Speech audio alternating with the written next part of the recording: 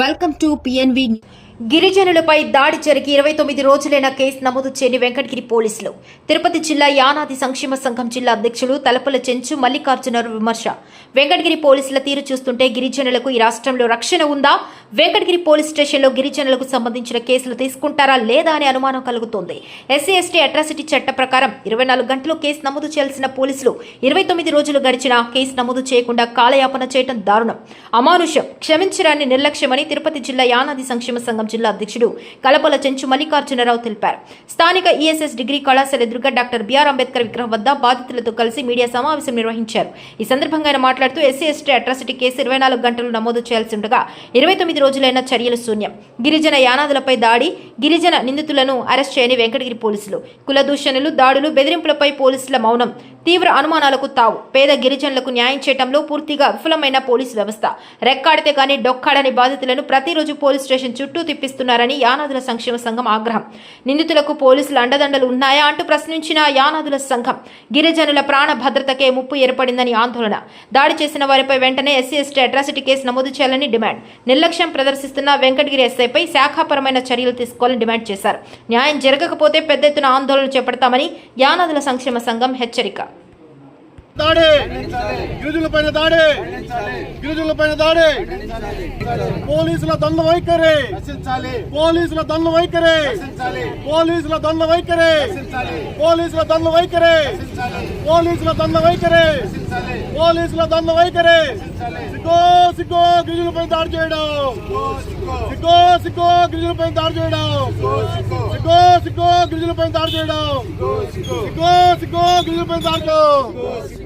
పోలీసుల వైఖరి, పోలీసుల వైఖరి, పోలీసు జులుం, పోలీసుల జులుం, పోలీసుల గిరిజనులపై దాడి చేసే వారిపై చర్యలు తీసుకోకపోవడం. జోహార్ డాక్టర్ బాబాసాహెబ్ అంబేద్కర్, డాక్టర్ మల్లికార్జునరావు.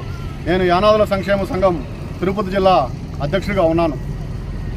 దేశంలో స్వతంత్రం వచ్చే నాటికి పుట్టిన పసిగుడ్డు నుండి ప్రతి పౌరుడికి కూడా కొన్ని ప్రాథమిక హక్కులు కావాలన్న ఉద్దేశంతో, స్వతంత్రంగా జీవించాలా, స్వేచ్ఛగా బతకాలా అన్న ఉద్దేశంతో డాక్టర్ బాబాసాహెబ్ అంబేద్కర్ 2 సంవత్సరాల 11 నెలలు 18 రోజులు అహర్నిశలు శ్రమించి కుటుంబాన్ని వదిలి మన కోసం రాజ్యాంగం రాశాడు.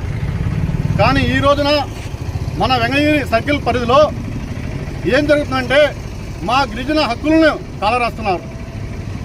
గత నెల 15వ తారీఖున డక్కిలి మండలం లింగసముద్రంలో ఒక అగ్రకుల వ్యక్తి మేకలు తన పొలంలో వచ్చాయన్న నెపంతో మా గిరిజనుల్ని కొట్టడం జరిగింది. ఒక రోజు తర్వాత చనిపోవడం జరిగింది. ఈ విషయం మాకు తెలిసి డక్కిలి పోలీస్ స్టేషన్ దగ్గరికి వెళ్ళేసి దీనిపైన మీరు ఎందుకు కేసు కట్టరు అంటే పిఎం రిపోర్ట్ వచ్చిన తర్వాతే కేసు కడతామని చెప్పారు.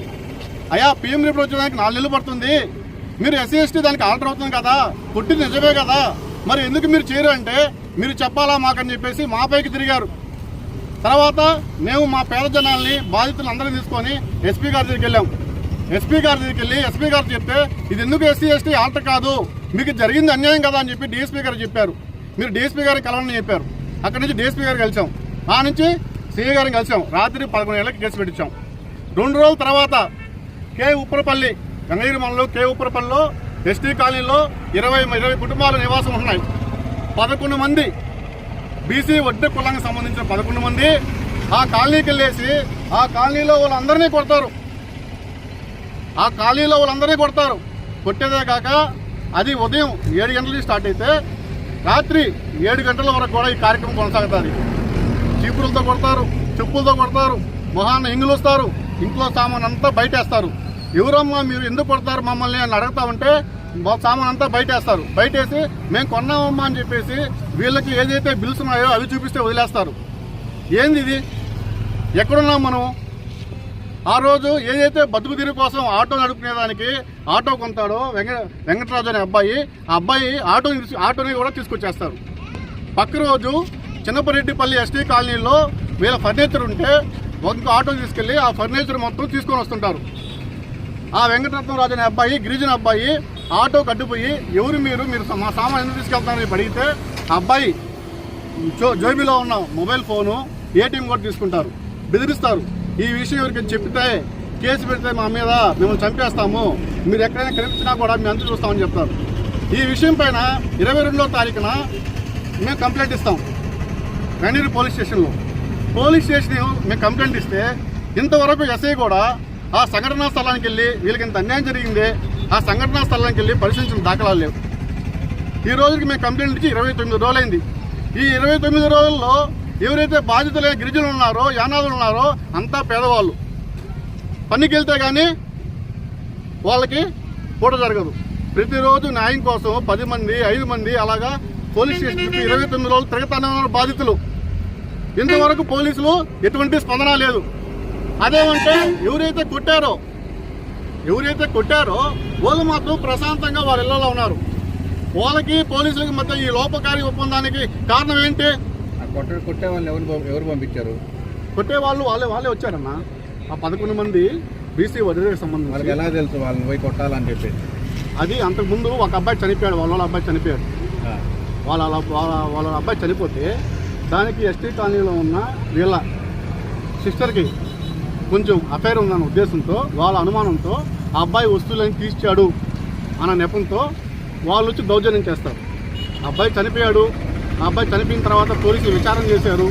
పోలీసులు విచారణ చేసి అక్కడున్న ఎవరో ఒకరిపైన జరిగింది, అది మనకు సంబంధం లేదంటే వాళ్ళ వ్యక్తిగతం కాబట్టి. కానీ ఏదైనా సరే ఇది చేయడం అనేది చాలా దుర్మార్గమైన చర్య. మేము పోలీసు వారిని ఒకటే కోరుతున్నాం, వెంకటగిరి పోలీసు వారిని, అయ్యా మీకు గిరిజన కేసుల్ని మీరు ఎందుకు తీసుకోవట్లేదు మీ సర్కిల్ పరిధిలో? అంటే మేము పేదవాళ్ళం, మాకు రాజకీయ బలం లేదు, మాకు ఆర్థిక బలం లేదు, మాకేమైనా అన్యాయం జరిగితే అధికారులుగా మీకు చెప్పేదానికి మేము వస్తే మీరు మా సమస్యని తీసుకోపోగా మమ్మల్ని తిప్పిస్తామంటే మేము ఎన్నాళ్ళు తిరగాల? అంటే గిరిజనుల పైన దాడి జరిగినా, గిరిజనులను చంపేసినా మేము ఆటోలు పెట్టుకొని ఛార్జీలు పెట్టుకొని తిరుపతికి వెళ్ళాలా, ఉన్నతాధికారులను కలవాలా. గౌరవ ఎస్పీ గారిని కలిస్తే ఎస్పీ గారు డిఎస్పీ గారు చెప్తే, డిఎస్పీ గారు సిఐ గారు చెప్తే అప్పుడు మీరు కేసు కడతారు. అంటే మాకు ఏం జరిగినా కూడా మేము తిరుపతికి వెళ్ళాలా, గౌరవ ఎస్పీ గారికే చెప్పుకోవాలి మా బాధలన్నీ కూడా. ఆయన చెప్తే మీరు కేసు కడతారు. అలాంటప్పుడు మీరు ఎందుకున్నది ఇక్కడ? బోర్డు పెట్టేసింది బయట, మీ వెంకటగిరి సర్కిల్ పరిధిలో దళిత గిరిజనుల కేసులు తీసుకోపడవు, మీకు మేము న్యాయం చేయము, మీకు ఏమైనా అన్యాయం జరిగితే మీరు ఎస్పీ గారికి వెళ్ళండి, ఆ నుంచి వాళ్ళు చెప్తే మేము చేస్తామని మాకు చెప్పండి. మేము మీకు స్టేషన్ దగ్గర రాము కదా. మేము పేదవాళ్ళం, 29 రోజుల నుంచి పని బాట మానుకొని గింజనీళ్ళు తాగేదనుకో లేదు, అప్పులు చేసుకుని బతుకుతా ఉన్నారు పాప వీళ్ళు. ఇది ఎక్కడ అన్యాయం? రోజు ఎస్ఐ గారు చెప్తారు, నాకు కూర్చొని పెడతారు, మీ వాళ్ళు అన్యాయం జరిగింది మేము కేసు కట్టేస్తామంటారు. కనీసం ఇంత అన్యాయం జరిగితే ఆ యొక్క కాలనీకి వచ్చి ఇంతవరకు పరిశీలించాల. ఎంత పెద్ద కేసు ఇది? మా పైన దౌర్జన్యం చేయడం, మా వస్తువులు తీసుకురావడం, మా కాలనీ వాళ్ళందరూ కొట్టడం, కాలనీ సామాన్ అంతా బయట వేయడం, ఇది ఎంత పెద్ద కేసు ఇది? మేము ఎవరికి చెప్పుకోవాలా? మాకేమైనా డబ్బులు ఉన్నాయా? మేము రాజకీయ నాయకులు అండదండలు మాకేమైనా ఉన్నాయా? అధికారులుగా మీరున్నది మీకోసం వస్తే మీరు కూడా అన్యాయం చేస్తే మేము ఎవరు తిరిగిపోవాలా? దీని యానాల సంక్షేమ సంఘం తరపున మేము దీన్ని తీవ్రంగా ఖండిస్తా ఉన్నాము.